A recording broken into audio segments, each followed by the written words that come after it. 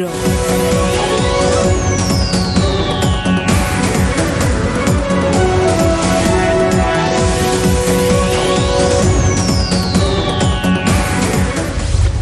हफ्ते बाद फर्द जुर्म, क्या इमरान खान अब नाअहल हो जाएंगे? इमरान खान को टेक्निकल नॉकआउट का खतरा क्यों? पंजाब में बड़ी सियासी तब्दीली की कोशिश, असल वजह नवाज शरीफ की वापसी। पूछेंगे साबिक वफाकी वजीर इत्तलात और नशरियात और सीनियर नायब सदर पाकिस्तान तहरीक इंसाफ फवाद चौधरी से।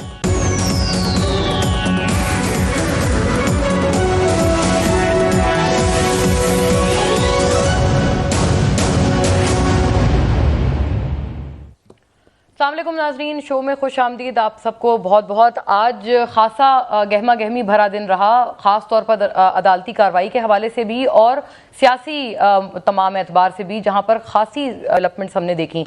एक तो इमरान खान साहब PTI चेयरमैन और साबिक वज़ीर आज़म को 22 सितंबर को कहा गया है chief justice Islamabad high court और इस्लामाबाद हाई कोर्ट की तरफ से कि उनके ऊपर फर्द जुर्म आयद की जाएगी और फिर उनका जो मामला है वो एक करवट जाकर बैठेगा, जो उनके खिलाफ कंटेम्प्ट ऑफ कोर्ट की प्रोसीडिंग्स चल रही हैं। दूसरी तरफ नाजरीन, क्वाइट अलार्मिंगली जो बाई इलेक्शंस थे उनको भी मौखर कर दिया गया है इलेक्शन कमीशन ऑफ पाकिस्तान की तरफ से सैलाब के पेश नज़र। तमाम मामलात पर बात करेंगे और इस वक्त आगे गोइंग फॉरवर्ड लीगल और पॉलिटिकल दोनों स्ट्रैटेजीज क्या पाकिस्तान तहरीक इंसाफ की। We'll all learn from this from the horse's mouth on all the matters. Fawad Chaudhry साहब मुझे यहाँ स्टूडियोज़ में आज ज्वाइन कर रहे हैं तमाम अमूर पे, सीनियर वाइस प्रेसिडेंट अपनी जमात के। I can call you a stalwart now because you are very important to the party and of course former information minister. Welcome on board, बहुत शुक्रिया, very glad to host you Fawad साहब। और ख़ास तौर पे आज के दिन की मुनासबत से ये क्या हुआ, मतलब जो खान साहब के रिमार्क्स थे वो उससे भी ज़्यादा कंटेम्पचुअस हैं अदालत, मौजूद अदालत की नज़र में, जो कि दानियाल अजीज़, तलाल चौधरी और निहाल हाशमी साहब ने अदा किए थे। बस इसको क्या कहें, जो चाहे तेरा हुस्न करिश्मा साज करे। ठीक है, उन्होंने लगा दिया अपना कि जिसको हम आगे चलाना चाहते हैं तो आगे चला लें, फिर अब यही हो सकता है। क्योंकि आप एक बहुत सेलिब्रेटेड वकील भी हैं। क्रिमिनल तौहीन अदालत उन्होंने कहा है और उन्होंने कहा है 3 अलग अलग तरह की तौहीन अदालत हैं। साथ मुझे थोड़ा सा इसमें एक मुशाबहत लगी। आप कहते हैं इमरान खान रेड लाइन है आपके लिए और अदालत ने, आज मौजूद अदालत ने कहा है इस अदालत के लिए डिस्ट्रिक्ट कोर्ट रेड लाइन है।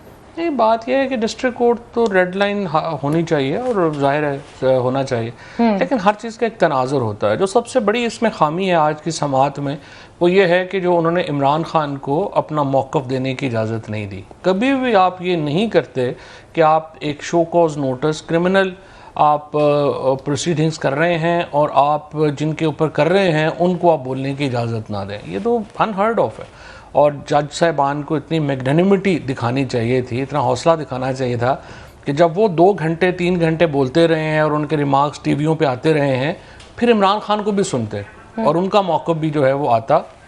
और इमरान खान ने जो बयान दिया था वो एक बैकग्राउंड में दिया था, जो सारा बैकग्राउंड है उसके ऊपर एक लफ्ज़ नहीं बात हुई। मसलन इमरान खान ने क्या ये मामला यहाँ पर पहुँचा क्यों था कि जब शहबाज गिल को अरेस्ट किया गया और शहबाज ने मजिस्ट्रेट के सामने अपनी शर्ट उतार के दिखाया कि उसको किस तरह से टॉर्चर किया गया, और उस टॉर्चर के बाद मजिस्ट्रेट जो था उसने उसकी जो को दोबारा पुलिस कस्टडी में हवाले करने से इनकार कर दिया। उसके बाद इस्लामाबाद हाई कोर्ट ने ये केस रिमांड किया और इन खातून जज साहिबा ने शहबाज गिल को दोबारा उन्हीं पुलिस वालों के हवाले कर दिया। ना इस्लामाबाद हाई कोर्ट ने जहमत की कि इसकी इन्वेस्टिगेशन कराएं, ना मैजिस्ट्रेट ने जहमत की।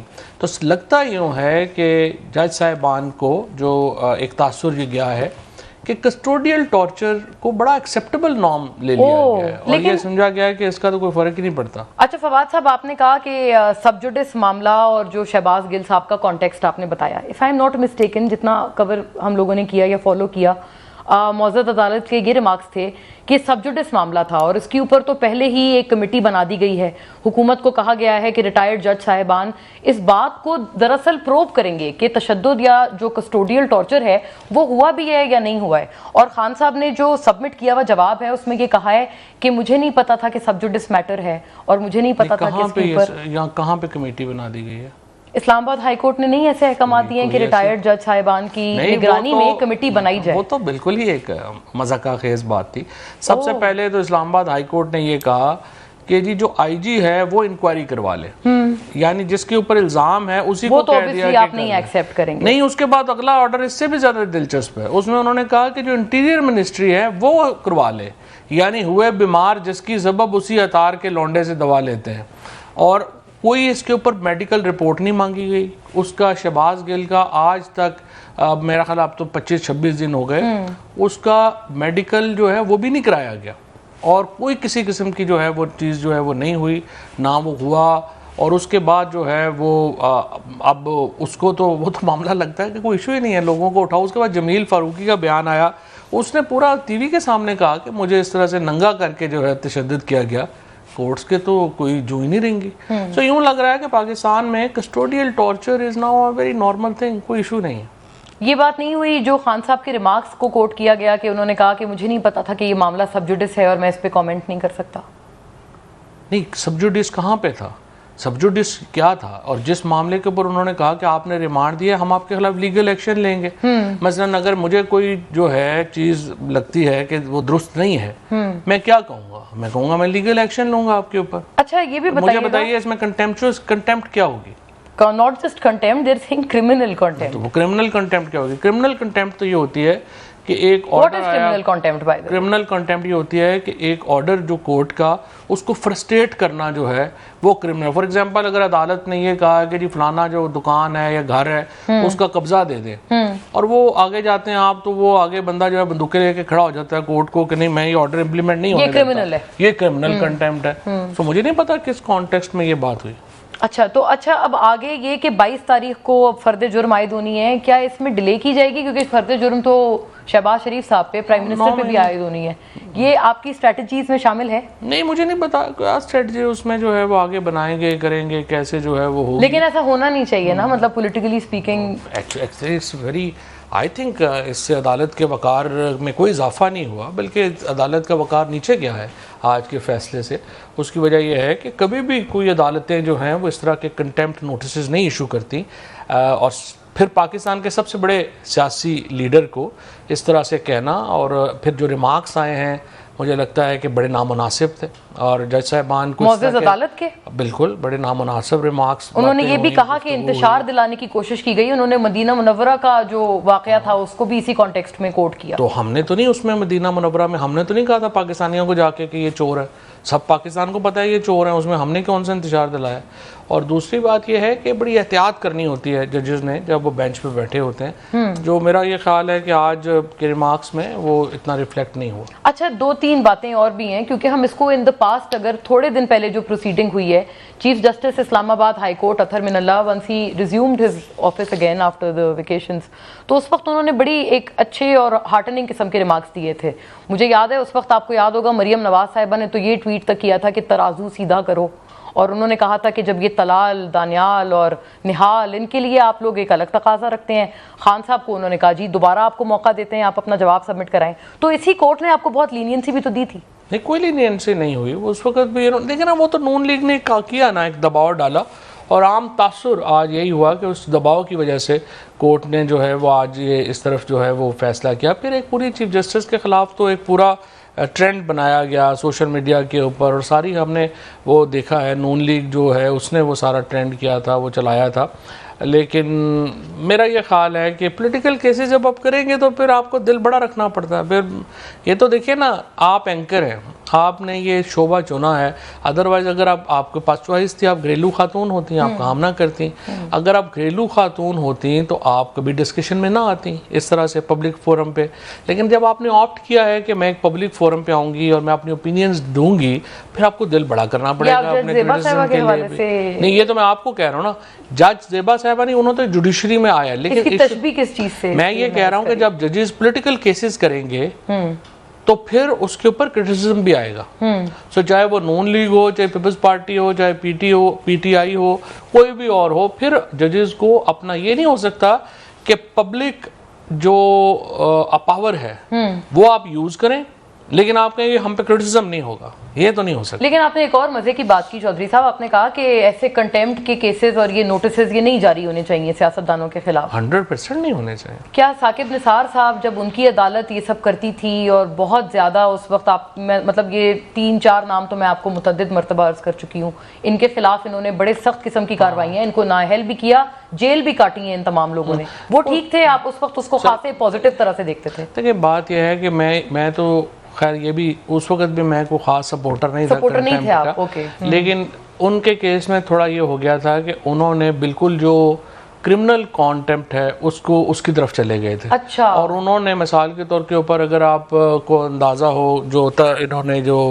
निहाल हाशमी है, इन्होंने जो बयान दिए थे, जो दानियाल ने दिए थे, या वो ज़रा चलवा लेना आप तो आपको अंदाजा हो जाएगा कि वो क्या थे। वो तो कह रहे थे कि हम ये जमीन तंग कर देंगे और आप ये कर देंगे, फिर अभी राना तोड़ देंगे, ये वाली राना हाँ इन बुतों को निकालें और ये करें। तो फिर उससे ये हो गया कि वो तो फिर बिल्कुल ही जजेस जो हैं अगर उस पर इम्प्लीमेंट ना करते तो वो फिर बिल्कुल ही नीचे लेटने वाली बात। So in your view and in your appreciation वो दरअसल क्रिमिनल कंटेम्प्ट थी, इसीलिए तो फिर उनको सजा हुई बाद में। राइट। पर मेरे ख्याल में वो पॉलिटिशियंस की जो स्टेटमेंट्स हैं वो भी उनको भी जरूरत नहीं थी बात करने की। मतलब उनको ये जो सियासतदान है उनको ऐसी बात नहीं करनी चाहिए थी, या जजेस को इग्नोर कर देते? अच्छा, इग्नोर कर देते, ठीक है। हाँ, क्योंकि आपके एक तासुर ये भी लिया जाता है ना कि साकिब निसार साहब फॉर्मर चीफ जस्टिस, वो देखिए ना फिर अभी जिस तरह से ये साकिब निसार साहब के खिलाफ कैंपेन शुरू हुई और उस पर उन्होंने ये कहा कि इसको जो है वो करें, और उसके बाद जो ये आज जो इन्होंने खान साहब के साथ तो उनकी बहुत अच्छी इक्वेशन थी, और वो जो अभी ये जो गिलगित बल्तिस्तान के जो जज साहब थे जिन्होंने इसके ऊपर जो है वो किया और फिर माफ़ी मांग ली उन्होंने आके कोर्ट से, तो फिर वो जो कैंपेन साकिब निसार के खिलाफ चली थी उसका क्या हो गया, वो किधर गई उसके ऊपर कंटेम्प्ट, और उसके ऊपर क्यों प्रोसीड नहीं हुआ? राइट नाजरीन, मुझे ब्रेक का कहा जा रहा है, ब्रेक के बाद वापस आएंगे तो इन पर सियासी उमूर को और मजीद आगे बढ़ाएंगे। बहुत एक इंटरेस्टिंग डेवलपमेंट ये है कि बाई इलेक्शंस मौखर कर दिए गए हैं after a break. Welcome back नाजरीन। फवाद चौधरी साहब, शौकत सिद्दीकी साहब ने आपके दौरे हुकूमत में एक बयान दिया और उन्होंने भी कुछ सिमिलर बात की कि फैसले लिखवाए जाते हैं और कोर्ट्स पर दबाव। कोई ऐसा इंप्रेशन या कोई उस बात की अक्कासी, क्योंकि बैक इन द डे आप उस बात को खासा नेगेटिवली और उस तरह से देखते थे, क्रिटिकल तरह से, क्या आप अब ये तासुर ले रहे हैं वो ठीक कहते थे?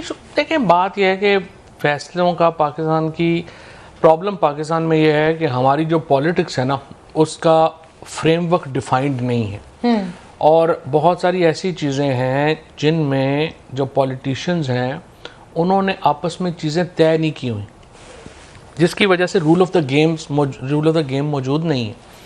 जब रूल ऑफ द गेम मौजूद नहीं होते तो फिर अनइलेक्टेड पावर्स जो हैं वो पावर ग्रैब करती हैं, और हिस्टोरिकली पाकिस्तान में जुडिशरी ने और एस्टेब्लिशमेंट ने, फ़ौज ने और जुडिशरी ने अपनी जो पावर्स हैं उनको एक्सीड किया है, और जो इलेक्टेड लोग हैं उन्होंने अनइलेक्टेड लोगों की फेवर में अपनी पावर्स कंसीड की, जिसकी वजह से पाकिस्तान की पॉलिटिक्स कंसीड करने के बाद फिर कहते हैं हमारे साथ ज्यादती हो गई। हाँ, वो लेकिन वो कंसीड भी खुद की है और फिर ज्यादती का रोना भी खुद। हाँ, ये तो फिर पॉलिटिशियंस ने एक अपने रूल ऑफ द गेम तय करने हैं जो वो कर नहीं पा रहे। जब रूल ऑफ गेम तय करेंगे तो फिर जो है वो पाकिस्तान में डेमोक्रेसी, क्वालिटी डेमोक्रेसी की तरफ हम जा सकते हैं।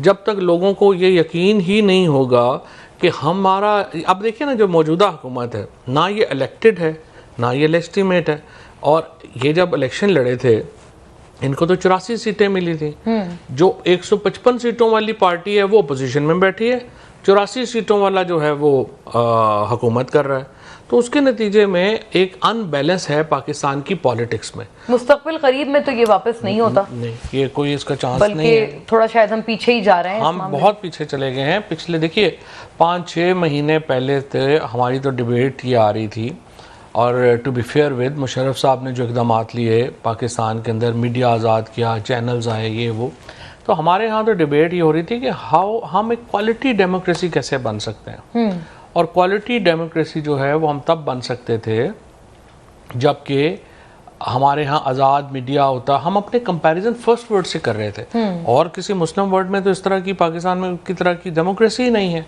यानी मुशर्रफ दौर में हम इतना आगे तक पहुंच चुके थे। हम पहुंच गए। अभी भी जो डिबेट हो रही थी हमारे यहाँ फ्रीडम ऑफ एक्सप्रेशन की और चीज़ें, इन सबको मिलके जो है वो बेसिकली तो हमें अब तो हमें लग रहा है कि हमको बर्मा या नॉर्थ कोरिया बन गए हैं। टेलीविजन यहाँ पे बंद कर दिए जाते हैं, लीडर ऑफ अपोजिशन की तकरीरें दिखाने की आज़ादी नहीं है, ब्लास्फेमी केसेस, कभी किसी गवर्नमेंट ने अपने सियासी ओपोनेंट्स के खिलाफ ब्लास्फेमी केसेस नहीं किए।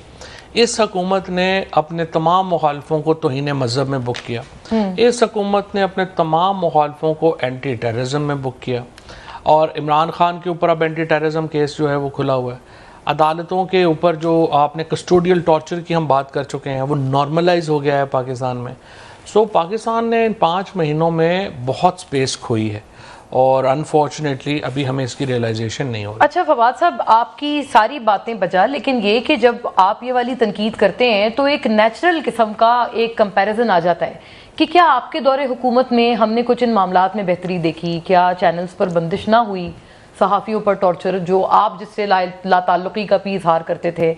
आबसार आलम वाला केस अब जाकर कहते हैं उस पर कुछ कंक्लूसिव चीज़ें आई, आपके टाइम पर तो कोई तफ्तीश भी आगे नहीं बढ़ी। शेख रशीद साहब, तो कंपैरिजन ही बिल्कुल गलत है। गलत है। किसी भी जो हुकूमत होती है वो क्राइम होना तो नहीं रुक सकता, क्राइम तो होते हैं। ये जो अबसार आलम का होगा या तूर का होगा या मती का होगा, कब इनके खिलाफ टेररिज्म की FIR कटी और इनको उठाया गया और इनको टॉर्चर किया गया? कब हुकूमत ने आके क्लेम किया कि ये हमने किया है? कब हुकूमत ने आके कहा कि ये पर्चे बिल्कुल ठीक हुए हैं? इससे हमारा तो कोई ताल्लुक नहीं था। इट वाज अ क्राइम, और उसकी इन्वेस्टिगेशन होनी थी। जो हुई, कुछ लोग पकड़े गए, कुछ लोग नहीं पकड़े गए। यहाँ पे तो उल्टी गंगे बह रही है। But I beg your pardon Fawad साहब, आप उस टाइम ये भी कहते थे कि ये तो सहाफ़ी भी नहीं है, मतलब एक तरह से आप हो सहाफ़ी या ना सहाफ़ी हो, इससे फर्क तो नहीं पड़ता। You are right. क्राइम में आपसे ही फिर नहीं, वो और बात थी। वो ये थी कि इंफॉर्मेशन कमेटी जो है वो डिस्कस करे। मैं ये कह रहा था इंफॉर्मेशन कमेटी ना डिस्कस करे, इसको इंटीरियर कमेटी डिस्कस करे। Okay right. वो तो अच्छा, आपने उस कॉन्टेक्स्ट में कहा। अब ये जो मामला है कि ये सारे लोग जो हैं, ये तो एक क्राइम का शिकार हुए और मुल्ज़िमों को पकड़ा जाना चाहिए। हमने मजम्मत की आके। इस हुकूमत में तो लोगों के ऊपर टेररिज्म के केसेस हुए हैं। मिनिस्टर्स ने आके क्लेम किया है कि हमने इनको बुक किया है, हमने इनको उठाया है और फिर उनको टॉर्चर किया गया। एंटी टेररिज्म का एक भी केस मुझे किसी सहाफ़ी के खिलाफ बता दें कि जो हमारी हुकूमत ने दर्ज किया हो। एंटी टेररिज्म का एक भी मुझे केस बता दें जो हमारी हुकूमत में किसी पॉलिटिकल लीडर के ऊपर जो है वो हमने किया हो। नैब के केसेस ज़रूर थे, पैसे खाने के, करप्शन के केसेस ज़रूर थे, लेकिन किसी भी ऊपर जो है ये केसेस नहीं थे। ये तो बिल्कुल इन्होंने आके नया रवाज शुरू किया। अच्छा, 2-3 चीज़ें आपकी बात सही कह रहे हैं। दहशतगर्दी का मैं आपको नहीं कोट कर सकती हूँ, लेकिन जैसे ख्वाजा आसिफ साहब के ऊपर दबाव डाला जा रहा था गद्दारी का केस खोलने के लिए, ये साबिक DGI FIA बशीर मेमन साहब मुतअद्दिद बयानात दे चुके हैं। राना सना साहब पे हीरोइन कभी नहीं निकली। इन one of your recent interviews आपने कहा कि वो केस तो आपका था ही नहीं। ये केस जो थे ये भी हमने तो नहीं बनाए हुए। ख्वाजा आसिफ के ऊपर जो केस था वो भी पिछली गवर्नमेंट में शुरू हुआ था, उनकी अपनी गवर्नमेंट में शुरू हुआ था। और केस क्या था कि जो ट्रांजैक्शंस थी दुबई में उनके अकाउंट से, उससे पता चला कि वो पाकिस्तान में फॉरेन मिनिस्टर थे और डिफेंस मिनिस्टर थे। ये 2 पोर्टफोलियो ख्वाजा आसिफ के पास थे। और पाकिस्तान का डिफेंस मिनिस्टर और फॉरेन मिनिस्टर दुबई की एक कंपनी से 16 लाख रुपया महीना तनख्वाह ले रहा था। अब now this is an offence. आप कैसे पाकिस्तान, ये ऐसे ही अगर इस वक्त ऐसे ही है कि जो पाकिस्तान में इमरान खान पाकिस्तान के वज़ीर आज़म हो और वो बरतानिया की एक कंपनी में मुलाजम हो जाए और 30 लाख रुपया लेना शुरू कर दें, या मैं पाकिस्तान में इंफॉर्मेशन मिनिस्टर हूँ और मैं ZTV से साथ जो है वो 50 लाख रुपया महीना लेना शुरू कर दूँ। It's a joke. होता है कुछ जगहों पे ये भी। तो इन्होंने तो हलाल ही कर दी ना हर चीज़। तो इन्होंने ये काम शुरू कर दिया तो उनके ऊपर केस बना था।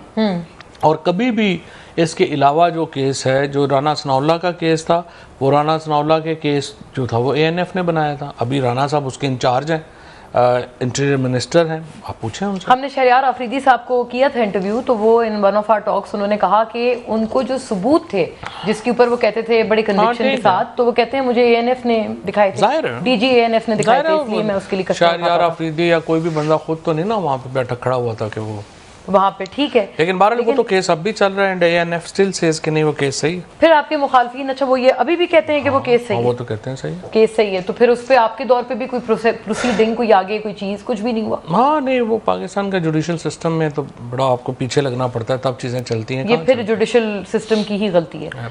अच्छा, ये जो आपने कहा ना 7 तो मेरे ख्याल जज चेंज हुआ उस केस में अब तक, 7 या 8 ऐसे ही है। कहाँ से प्रेशर है, कोई बचा रहा है? बस ये तो अब आपकी इन्वेस्टिगेटिव जर्नलिस्टों का काम है कि करें।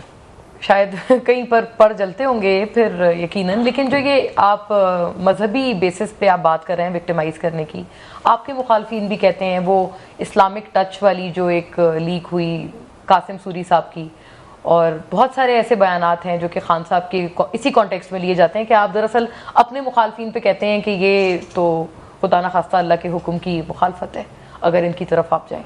सॉरी दोबारा बोलिए। कोई अल्लाह के हुक्म की मुखालफत है अगर इनकी तरफ हम जाएं। किन की तरफ? आपके ऑपोजिशन वालों की तरफ, जो आपके ओपोनेंट्स हैं, सियासी ओपोनेंट्स। नहीं, जैसे खान साहब ने, मैं अभी एक रीसेंट आपकी रैली का बता देती हूँ एक बयान, उन्होंने ये कहा कि ये क्योंकि मुजरिम है और मुजरिमों का साथ देना गुनाह है। नहीं, वो तो एक कॉन्टेक्स्ट बता रहे थे कि जब अच्छाई और बुराई में आपने सिलेक्शन करनी है तो वो क्या करना, नथिंग टू उसमें politics. He has never used Islamic card against his opponent. बिल्कुल भी नहीं। इस्लामिक कार्ड से मुराद ये होती है जैसे ये फजलुर रहमान ने किया है कि कल इन्होंने डॉक्टर आसिफ महमूद जो पाकिस्तान के पहले एक पाकिस्तानी हैं जो कि कैलिफोर्निया से इलेक्शन में हिस्सा ले रहे हैं and he is likely to win congress seat, अब उनको इन्होंने कादियानी डिक्लेयर कर दिया यहीं पे बैठे बैठे, हालांकि वो कहते हैं मैं नहीं हूँ और वो इलेक्शन लड़ रहा है, और इन्होंने कहा कि इमरान खान ने जो है वो फलाने की हिमायत कर दी है और यहूदियों के साथ है, जो ये कर रहे होते हैं। ये अच्छाई और बुराई का तो एक और मॉरल एस्पेक्ट है जो वो बयान कर रहे थे, उसमें क्या, उसमें इसके अलावा कोई, ठीक है। राइट नाज़रीन, कुछ और मजीद बातें, इलेक्शन वाली बात वैसे हमारी इसी कॉन्टेक्स्ट में रह गई क्योंकि ऑब्वियसली काफ़ी दीगर चीज़ें हमने डिस्कस कर ली, but all of that after a break. Welcome back. Fawad Chaudhry साहब, अभी बाई इलेक्शन का मौखर होना सैलाब के पेश नज़र, ये तो खैर वैसे काफ़ी मायूब चीज़ है जो अब अचानक आउट ऑफ द ब्लू आई है। इलेक्शन का और सैलाब से तो मुझे लगता है कोई ताल्लुक नहीं है, क्योंकि अगर आप अपनी अभी टीम को कहेंगी तो वो जो 13 नशिस्तें जिनके ऊपर इलेक्शन मुलतवी हुआ है या इलेक्शन हुआ है, वो आप देखेंगी कि उसमें तो कोई भी ऐसी जगह नहीं जहाँ पे सैलाब है, और वाज़े तौर के ऊपर ये इमरान खान के सैलाब से घबरा गए हैं और भाग गए हैं। ये सारा है क्योंकि इलेक्शन कमीशन तो एक सब्सिडरी के तौर पे एक्ट कर रहा है PMLN की, और वो ये बात जो है वो इस तरह से उन्होंने जो है वो की है और उसको वो आगे चला रहे हैं। और मेरा ये ख्याल है कि आज इन्हें जो है वो इस तरह से इलेक्शन मुलतवी नहीं करने चाहिए थे। अब देखिए परसों जो इलेक्शन है आपने वहाँ सारे वसाइल दे दिए हैं, वहाँ चीज़ें दे दी हैं, वहाँ सब कुछ हो गया। अब यहाँ पे जब 11 तारीख को मुल्तान में जो इलेक्शन, आपने एक दिन पहले उसको मुलतवी कर दिया, ये तो बिल्कुल मजाक है जो इस वक्त मुल्क में चल रहा है। अच्छा फवाद साहब, 10 तारीख तो आपने दी थी, आज 8 है, 2 दिन दूर है हम, तो आपकी भी वो शेख रशीद साहब की तरह पेशन को ये अब गलत साबित नहीं, हम जाहिर है जी वो नजूमी तो नहीं है ना, हम तो एनालिसिस ही करते हैं। सो इंशाल्लाह किन की बुनियादों पे आपको लगा था कि देखो आप रोज अखबार पढ़ती हैं, रोज टीवी देखते हैं, मुझे आप बताइए पिछले 5 महीने में एक दिन भी आपने देखा हो कोई नया प्रोजेक्ट पाकिस्तान में आ रहा हो, कोई नया कोई फैक्ट्री तो छोड़ दें आप, नया रियल एस्टेट प्रोजेक्ट भी पाकिस्तान में नहीं लग रहा। आप IMF से मुआहदे के बावजूद पाकिस्तान में डॉलर किस तरह से ऊपर जाए, 6 रुपया डॉलर जो है वो अब तक बढ़ चुका। हाँ।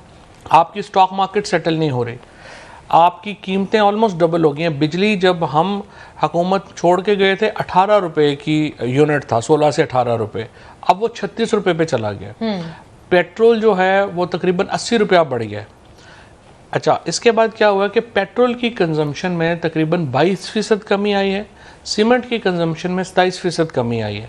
सो इसका मतलब क्या है? इसका मतलब यह है कि तमाम बिजनेसेस पाकिस्तान में बुरी तरह सफ़र कर रहे हैं, एग्रीकल्चर सफ़र कर रही है।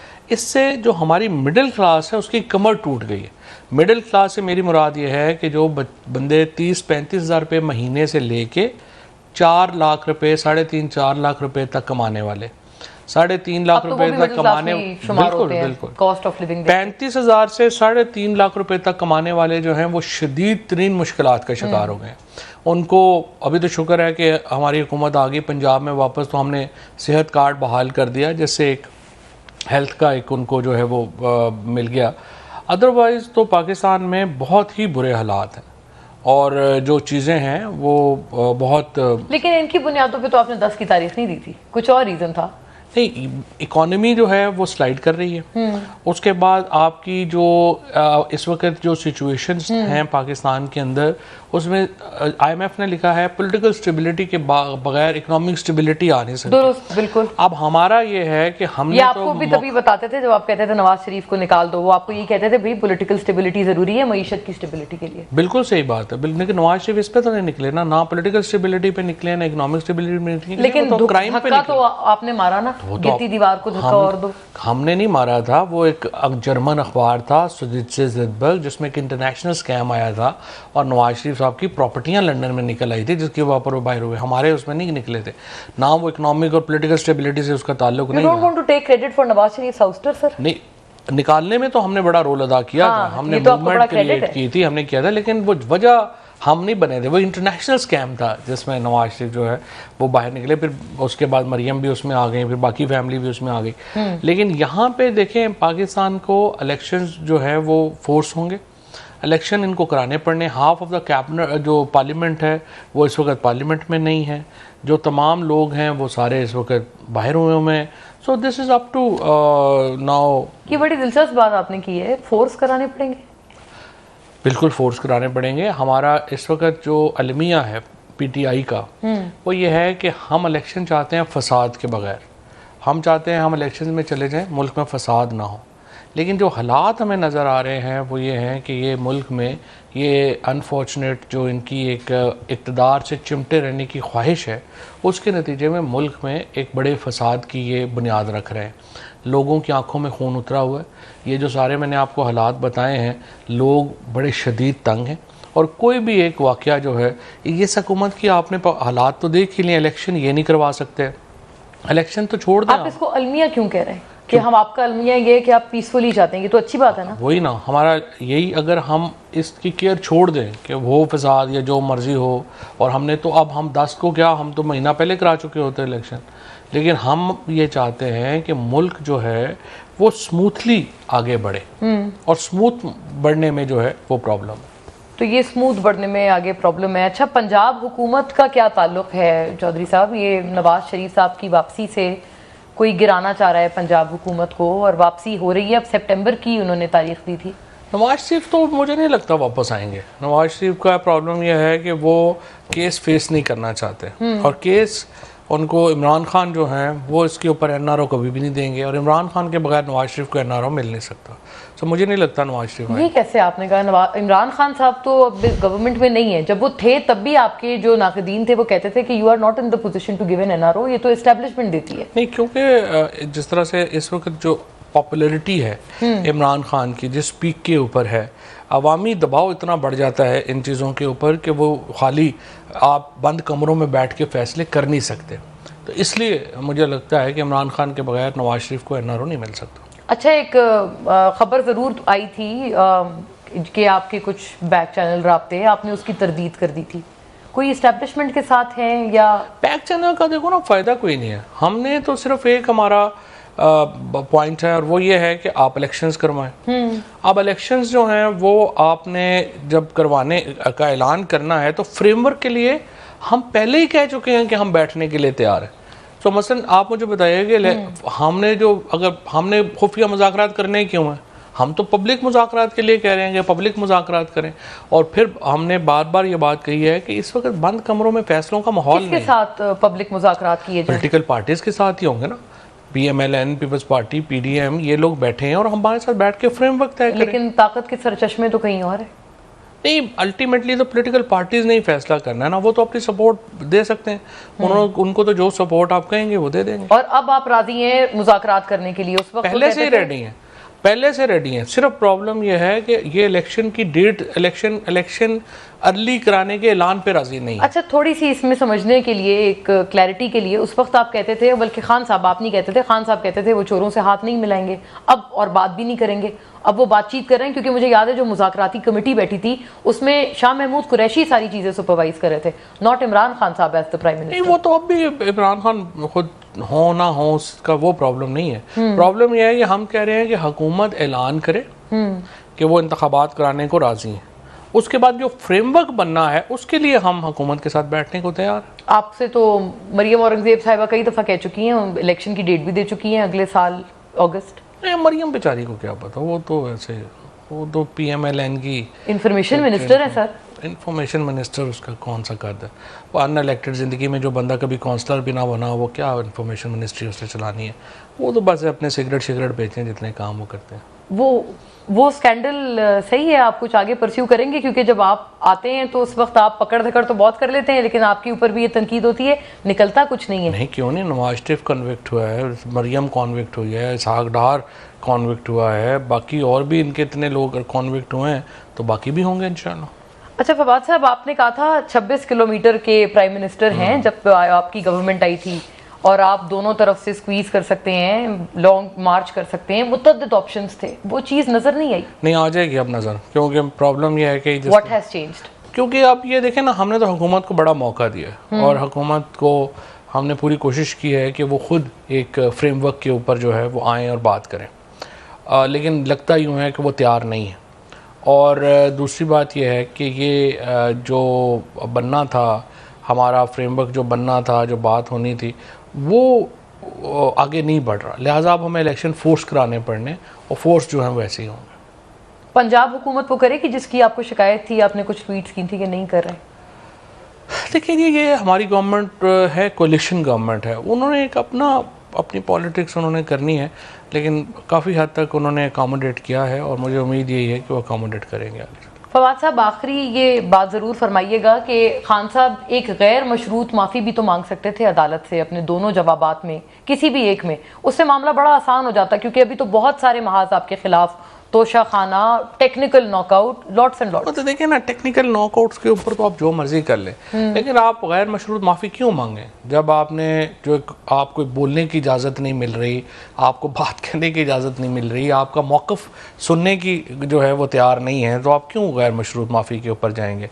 फिर तो अभी तो बहुत टेक्निकल जो हैं वो मामलात आने हैं, उन टेक्निकल मामलात के ऊपर फिर बात आगे चलेगी। अच्छा, जिन टेक्निकल मामलात की आपने जिसकी तरफ इशारा किया है, आखिर में ये $1 मिलियन सही सवाल है, और आपसे चीफ जस्टिस अतहर मिनल्ला साहब ने भी पूछा है कि हकीकतन मेरिट है क्या जिसके ऊपर आप कहते हैं कि आर्मी चीफ की तकर्रुरी होनी चाहिए? अतहर मिनल्ला साहब ने तो नहीं पूछा है, हमने ये कहा है मंडे को कि जो इलेक्टेड जी गवर्नमेंट को इलेक्टेड होना चाहिए और लेजिटिमेट होना चाहिए, ना ये गवर्नमेंट इलेक्टेड है ना लेजिटिमेट है, क्योंकि लोगों ने इलेक्ट तो PTI को किया था, PTI अब हुकूमत में नहीं है, लेजिटिमेसी इनकी इन क्वेश्चन है। हम ये कह रहे हैं कि जब तक आप इलेक्शन नहीं कराते, खुद आर्मी के इदारे को नुकसान है अगर इस तरह की एक ऐसी हुकूमत नया आर्मी चीफ अपॉइंट करेगी जिसके पास ना पब्लिक अप्रूवल है, ना लेजिटिमेसी है, ना इलेक्टेबिलिटी। अच्छा, ये आपने इंटरेस्टिंग बात की है, आपने कहा कि नवंबर में तकर्रुरी होनी है, तो उससे पहले इलेक्शंस हो ताकि कोई मैंडेट वाली हुकूमत नॉमिनेट करे। इलेक्शन तो 60 दिनों में होने हैं, तो 60 दिनों में आप इलेक्शन करवा लें। नवंबर के हवाले से आप कह रहे हैं। अच्छा, तकर्रुरी या मेरिट का जो सवाल था, वो क्या सवाल है कि कौन होगा जो जिसके ऊपर आपके हिसाब से मेरिट पूरा होगा? एक ही शख्स है जो मेरिट पूरा करता है? नहीं, सारे जनरल जो वो होते हैं, जो सीरीज़ में जो सीनियर जनरल्स आते हैं जो इस वक्त हैं, वो सारे मेरिट के ऊपर है। कंसिडरेशन जनरल्स की नहीं है, कंसिडरेशन अपॉइंटिंग अथॉरिटी की है। अपॉइंटिंग अथॉरिटी का मेरिट होना भी तो ज़रूरी है ना। राइट, अच्छा, उस बेसिकली अपॉइंटिंग अथॉरिटी पे सवाल उठाए थे खान साहब ने। ओके, राइट नाज़रीन, आई थिंक ये एक मच नीडेड क्लैरिटी थी जो कि खान साहब के उस रोज़ के बयान के बाद से हमें आज फवाद साहब की तरफ से नजर आई है। Very gracious of you Fawad Chaudhry साहब, thank you for gracing the show. नाज़रीन, इंशाल्लाह फिर से मिलेंगे आपसे। That will be all from us for today. अल्लाह हाफ़िज़।